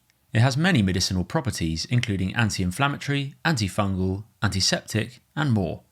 It's a powerful tonic for the immune system, but the soft porous underside of this fungus also has some good uses while it's still fresh from the tree. If you use your knife to score out a rectangular shape, you can then peel this back and use it as a makeshift plaster or band-aid. Wrap it around any wounds on your fingers and gently compress it, and it should hold its shape without you having to use any tape. You can also slice off a larger chunk of the fungi, and once dried, it can be used as a knife strop to hone your knife edge out in the field. The best way to identify a silver birch tree is by its bark, which clearly has a white silvery tone to it. The great thing about this bark is that it is packed full of resin, which makes it great for lighting fires. Even when dead, the tree tends to rot from the inside out, and so the bark is often the last part remaining. Use your knife to peel off a section of the bark, scrape some of the top layer into a fine dust pile. You'll notice it starts to go an orangey colour, this is the resin. Put some sparks to the dust pile with your fire steel and it will ignite. It burns even when the bark is really wet, making it an ideal natural fire lighter. But it's not just the outer bark that can be used for bushcraft and survival. During the spring, the sap will rise up the tree, carrying nutrients to the branches to grow new shoots and buds. You can literally tap into this part of the tree and gather the juicy sap to make an immune boosting drink. First, make a spile, a small piece of wood which will tap into the tree. I tend to use a green stick from the same branch growing from the tree to reduce the chance of the tree getting infected. Make a small upward cut into the tree with your knife. Place the stick inside this cut. It doesn't need to go deep into the tree, as the sap layer is only just under the bark. Then tie off a container below the tap and leave for a few hours to collect the drips of sap. The sap tastes really refreshing and is packed full of goodness. You can drink it straight from the tree or add it to a tea. There are a number of small bushes and shrubs that have large thorns on them. The hawthorn is one such tree. The thorns that grow from this tree can be used to make a primitive fishing hook. Look for thorns that are pointing slightly upwards. Snap off the stick either side of the thorn, but leave enough on the area above the thorn to whip on some fishing line. In this instance, I used a simple whipping from some cordage I made from the stem of a stinging nettle. If you whip two thorns back to back so they are facing opposite each other, these can be used to make a gorge hook, which essentially gets stuck in a fish's throat as they swallow the bait, and makes it much harder for them to fall off the hook. The crampball fungus grows on decomposing ash trees. Immature ones have a brown or maroon look to them, but once they turn black and go hard, they can be peeled off the tree and turned into a fire. Use a fire steel to shower sparks onto the soft underlayer of the fungus. If the fungus is dry, it will catch this spark and can then be blown into an ember. It glows like coal would in a fire, and it's sometimes referred to as the coal fungus. You can then use this glowing fungus in a tinder bundle such as this dead bracken here, and it can be blown into a flame. The fungus can also be used in conjunction with some wet moss to create a mosquito repellent torch, which you can place around your camp to deter mosquitoes. If you find your fish hook is starting to get blunt and you don't have a hook sharpener in your kit, you can use a smooth stone. Look for these smooth flat stones by rivers, lakes or the sea. Hold the tip of your fish hook parallel to the surface of the stone and then drag it back and forth across the surface. Apply gentle pressure, but keep the angle the same throughout the movement. After 8 to 10 strokes, lay the hook on its side and repeat the process. Then do the same to the other side. You're essentially sharpening 3 sides of the hook. You can do a quick test on the sharpness of the hook by putting the tip on your nail and turning your hand upside down. If it's sharp, it should hold in place on your nail and not fall off. Mentha aquatica, or water mint, can usually be found near water or damp woodlands. It can be steeped in a tea to help ease stomach problems, just like any other mint. It's also a great source of vitamin A, a fat-soluble vitamin that is critical for eye health and night vision. It's even been used to treat IBS. It's fairly easy to identify with its square stem and ribbed leaves. But the easiest way to identify it is to crush up the leaves in your hand. There should be a distinct minty smell to them. Water reed has been used as a building material for hundreds, if not thousands of years. I've used it in a number of my builds. In this clip, I'm using it to make a roof on my Anglo-Saxon pit house. The reed is actually laid on the roof with the seed heads facing up. It seems contradictory, but the thicker and more sturdy part of the reed is more towards the stem, and this is where it hollows out more. This means that it can shed water much better, but can also take the weight of the bundle of thatch that is overlaid above it, without it bending and kinking. As the name suggests, it grows in water, but you do need a lot of it to create a waterproof roof. But if laid correctly, it can last 30 to 40 years before it needs replacing. Here's how you can make rope from a tree. Just find a small thin sapling about the thickness of your thumb or a little thicker. Grab the tip of the sapling and begin to twist it in your hands. As you twist it in your hands, start to rotate your arms too, as if you are demonstrating pedaling a bike. As you twist it, you will begin to hear the inner fibres of the sapling start to pop and give way, which will allow you to continue to twist it even more. Work your way down towards the base, and then when you can't twist anymore, cut it off. Now you have some rudimentary tree rope. Conditions were a little dry on this go, and so the fibres split a little too much. But if you look at this section here, you can see that the entire sapling is still intact, yet it is bendy and malleable like rope. Rotten tree stumps of conifer trees often have fragments of wood that is starting to decompose but is not quite rotten yet. It's also usually packed full of resin, as when the tree dies, the resin is sent down to the root system to try and make it live. It's basic tree survival. This partially rotten wood is referred to as punk wood. Put fragments of the wood in a small metal tin and make a hole in the top. Place the tin on a campfire and let the wood inside start to char. Smoke will start billowing out of the hole, and after a few minutes the smoke will start to burn clearer. This is a sign that the charring process is complete. You will now have charred wood. Throw some sparks on it from a fire steel or use a flint and steel to help it ignite. Honeysuckle is a climbing plant found in woodlands and hedgerows. It comes to leaf fairly early in the year, and the flowers and leaves contain salicylic acid, which can be used to treat headaches. The berries are toxic, so best to avoid those. The bark itself is flaky and can be peeled off and buffed together in your hands to create a tinder bundle. It does burn fast, so be sure to have more tinder material ready to pass on that early flame. Jack by the hedge, or garlic mustard, is a common wild edible that grows in woodland verges and hedgerows. It has distinctive heart-shaped leaves. When crushed, the leaves give off a mild garlic scent. When eaten raw, they are slightly bitter, with a little kick of mustard. They are great when stuffed in fish or meat and cooked over the fire. Historically, the plant has been used to treat asthma, bronchitis, and eczema. The A-frame shelter is one of the easiest and most efficient survival shelters to make. All you need is a long piece of wood to make a ridgepole, and then lean some vertical sticks against this ridgepole on either side. Cover the sticks with moss or debris, and you have yourself a survival shelter. You can also make an A-frame shelter from a tarpaulin. It sheds water really well, and is good in strong winds. When by the sea, one of the first options for food is seaweed. There are a huge number of edible seaweeds out there. Here is some bladderwrack. It can be eaten raw or boiled. The young tips are tender. It's high in iodine, fibre, vitamins and minerals. Here is some sea lettuce, found in rock pools. This one's high in protein and can be eaten raw or dried out and eaten like crisps. Here is some gutweed. It's very common in rocks that are high on the shoreline. You can eat it raw, but it's best fried over a fire to get the best flavour from it. Greater stitchwort is a common flowering plant that is edible, found in both woodlands and fields. The leaves are long, thin and lance-shaped, and each set of leaves is at opposite to the pair below it.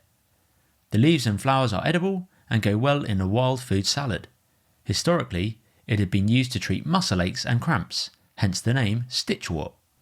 If you want to carry a portable fishing kit with you in your pack, you can make your own from a small stick. Carve away the bark from the lower section of the stick. This is where you can store your fishing line. Tie an arbor knot to secure your fishing line to the stick. Then wrap it around the stick evenly. The deeper you cut this section, the more fishing line you can store on there. Use a piece of tape to secure the end of the fishing line and stop it unravelling. At the opposite end of the stick, create a hole using your knife. This can be used to store your fishing hooks and weights. Then carve another small piece of wood to act as a stopper cap. If you want some added grip for the handle, you can wrap some bank line around it. This can also be used for other things, such as stringing up a tarp or making a bow drill. Now the hand line is complete. All that is needed is to tie a hook on the end, add a weight to it, cast your bait out and wait for that bite. If you wake up in the morning and find that your fire has completely gone out and there are no hot coals, you can still get a fire going from it. Pick up the powdered white ash and fine grains of charcoal. Place this into some cotton wool or dry fluffy tinder and roll it into a tube like a cigarette. Use a flat surface and a flat piece of wood.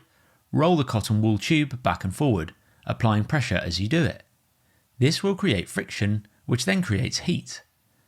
This heats up the ash and charcoal particles to a point where they start to combust. Add some more air to it and you can bring it to an ember. To make a wood drinking cup from a small log, cut off a piece about 3 inches in diameter and a height of roughly 6 inches. Batten the piece of wood into 4 separate pieces.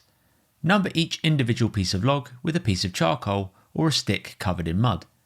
This will help when you need to put them back together again. Then, saw a groove about 1 inch above the bottom of the cup, and use your knife to remove some material from the inner parts of these quarters. When you put the pieces back together again, you will have a cavity. Now, just fasten the cup together again with some cordage. I use bank line as it doesn't tend to slip. Now your cup can hold water. However, it will leak some small drips, as inevitably water will always find a route out. To help seal it totally, you can use the tree resin as I showed earlier in the video, or you can soak it in water so that the wood expands and it seals the holes. The gorse bush is a common evergreen shrub found in coastal heathlands and on forest edges. It has nitrogen fixing roots, which means it can grow in poor soils. It has large, spiky thorns and yellow flowers, which can appear year round. The flowers are edible, as are the buds. However, the seeds and seed pods are toxic. I find the flowers taste similar to almond and coconut. Moss is not only good for a bedding material and insulating bushcraft shelters, but it's also great for holding and storing water. If you don't have anything to carry water with you in a survival situation, you can soak the moss in a lake or river and allow it to absorb the water. It can carry a surprising amount. And on those really hot summer days, you can keep this damp moss with you and use it to cool down during the hotter hours of the day. A whistle is an ideal item to carry in your survival kit. They don't take up much space in your pack, and they are a great way of attracting attention. If you don't have a whistle on you, you can use a blade of grass to create a similar sound. Place the blade of grass between your thumbs so that the edge of the grass is facing you. Pinch your thumbs together and blow through the gap between them. Now you have a makeshift whistle, which can create just as much noise as a conventional whistle. And there's plenty more blades of grass about if one of them fails you. Alternatively, you could use the cap of an acorn to create a similar effect. This time, put the acorn cap between the knuckles of your thumbs and create a V shape so that the top edge of the acorn cap is visible. Then, blow air between the gap of your thumbs and across the edge of the acorn cap. It should produce a loud whistle. You can reuse the acorn cap hundreds of times, so it might be worth keeping one in your pack in case you need to use it. When it's raining and everything on the forest floor is wet, it can be tricky to get a fire going. If you split your wood down into fine kindling, it exposes the dry inner wood, which is much more likely to get a flame. Use your knife to slice fine curls of this dry inner wood to make feather sticks. Then hold your fire still against the feather stick and shower it with sparks. These fine curls should take a spark quickly and ignite into flame. Then just add more feather sticks on top and the rest of your dry kindling, and soon enough you should have a fire. Greater reed mace is a common water-based plant that grows around lakes and pond shorelines. The roots of the plant, called rhizomes, are packed full of carbohydrates in the form of starch and are generally available all year round. It's one of the best survival plants in terms of food. Clean up the rhizome and place it on a campfire and cook until blackened, around 20 minutes. Then peel back the outer layer, which reveals the inner fibres at the centre, which are edible. Beware of poisonous lookalikes though. The seed head of the plant is easy to identify as it looks like a sausage on a stick. Peel back the outer layer to reveal hundreds of fluffy seeds. These can be ignited with a fire still and used as a tinder. It is a flash tinder though, so it burns quite fast. Another key survival plant is the dandelion. Widely available across Eurasia and North America, all parts of the plant are edible. It has distinctive sawtooth leaves and a prominent central white vein. The roots run deep and can be dried and ground down to make a coffee. The compound yellow flowers can be fried in a batter or eaten in salad. The stinging nettle, Urtica dioica, has been used as a herbal medicine for hundreds of years. They have one of the highest yields of vitamin C in any plant. The youngest leaves are generally the best tasting. To eliminate the sting, either hold them over a fire to blanch them, or put the leaves in a pot of boiling water and allow to steep for 10 minutes. They also make a really tasty soup. The stem of the stinging nettle can make fantastic cordage. Use your knife or thumb to prise open the pith of the nettle. Then peel back the outer strands. These are what will be used for the cordage. Begin to twist one of the strands between your fingers. Once twisted enough, you can bring your fingers together and it will naturally want to rotate on itself. This is the start of your cord. Now continue to roll it between your fingers, pulling it tight and back on itself after each roll. Eventually, you will have formed natural string, which, when dried, will become really tough. In the autumn, the sweet chestnut tree produces spiky cupules. Inside these spiky outer casings is a nut, the sweet chestnut. Gather some of these nuts and lightly roast them over a fire for 20 minutes. Peel back the outer hard shell to reveal the sweet, tasty inner nut. Historically, the nuts were ground down to make flour and added to bread recipes. The most efficient way to boil and cook food when camping is likely to be a gas stove. However, as efficient as these are at boiling water, they tend to be pretty loud. The most discreet way of boiling water would be a meths burning stove or alcohol burner. I keep a full cook kit in this camo case. It houses my stove, cook cup and drinking cup all in one compact carry bag, which has molly webbing on the back to attach it to the outside of my bag should I need to. I pour the methylated spirit into the Trangia burner and light it. You can see that it burns with an almost invisible flame. I fold over the pot stand and place my pot of water on top and add the lid. Now I leave that to boil whilst I finish setting up camp. The great thing about this type of fuel burner is that it makes no noise whilst boiling the water, and it doesn't give off any smell like a campfire would. It takes a few more minutes to boil water than a gas stove would, but it's a hell of a lot quieter and ideal for stealth camping. Another, more compact stealth cooker is a folding hexi stove. These often come in military MRE ration packs. Essentially, it's a flat piece of metal that you fold into a small stove. Then you light the hexamine heating tablets that come with the stove and place your pot on top. This is another really compact way of cooking food and boiling water, as well as giving off very little smoke and noise. If you find that you need to make a fire for warmth, then the best option would be to dig a Dakota fire pit. This is essentially one hole about 12 inches deep and then another smaller hole next to it about the same depth. Then use a stick to create a hole or tunnel between these two holes. Now make your fire in the larger hole and the smaller hole acts as a wind tunnel to keep air and oxygen supplying your fire. Now you have a discreet fire that hides the flames well and allows you to cook food or boil water. However, this doesn't stop the fact that your fire might produce lots of smoke, which could be a huge giveaway when stealth camping. To prevent this, it's important that you only burn dead, dry wood. The drier the better. Here are two fire lays. The one on the left has dry wood, and the one on the right has damp, wet wood. Both burn fairly well to begin with because I lit them both with a strong fire lighter. However, after a few minutes the fire on the right is struggling to produce enough heat to burn efficiently. If I go to add small twigs that are still green and damp, you will see that it instantly starts to smoke. Now, even if the fire on the left is burning well, if I add wet wood to that, it will start to smoke too. And now you can see that after just a few seconds of adding wet wood, there is smoke billowing from the fire. This is now a massive giveaway of my location, and I would be visible even from many kilometres away. So ideally, try and find dead dry wood that is hanging up in tree branches and off the ground. If comfort is your thing and you don't wish to be cramped inside a small bivvy bag or tarp, then a standard 2-person tent works just as well, providing you don't set it up in open ground that is easily visible. I normally opt for a tent that has a dark inner tent and dark olive green or brown outer fly sheet. The reason being is that some lightweight tents have a brighter inner tent and lightweight fly sheet. These are generally made with thin material in order to be lightweight. However, the cost of having this lighter material means that at night, when you are inside your tent with a head torch or light on, your tent will light up much more and therefore be more visible in the dark. The tents that have thick inner linings and outer fly sheets cut down the light given off by your head torch when inside and reduce the chance of your tent being spotted in the distance. If you need to make a quick getaway and break down camp fast, the large dry sack is an ideal piece of kit to have inside your pack. When rolled up, it takes up very little space, but when you need to get a wet tent or tarp packed away quickly, you can just shove it inside your dry bag and head off. This saves a lot on time and hassle of trying to roll it up inside its own carry sack. The great thing about small hatchets over large axes is that they are portable. You can often carry some of the smaller ones on your belt. The issue I've found with having them tucked into your belt is that they can really restrict movement. You can eliminate this by using a simple piece of paracord. Take a piece of the cord, bring the ends together and tie them in a knot.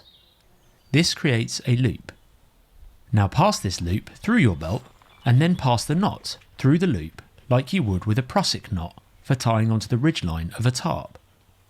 Pull the knot tight and you have yourself a small loop dangling from your belt. Now you can pass the handle of your hatchet through this loop and it will sit close to your hip, but not too tight that it restricts your movement. Whenever you go to kneel down, the axe moves freely. It's also dead easy to deploy whenever you need to use it. Once you're done, just loosen the loop and pull it free from your belt. You can keep this piece of cordage in your kit, ready to deploy whenever you need to use it. It doesn't have to be used for just hatchets too. I've also used it for carrying a water bottle on me. Thanks for watching this video, subscribe if you enjoyed it, and if you want to see even more like this, then head to my Wilderness and Survival Skills video playlist on the homepage of my channel. I will put a link to it in the description box below. Cheers for watching, and I'll see you in the next one.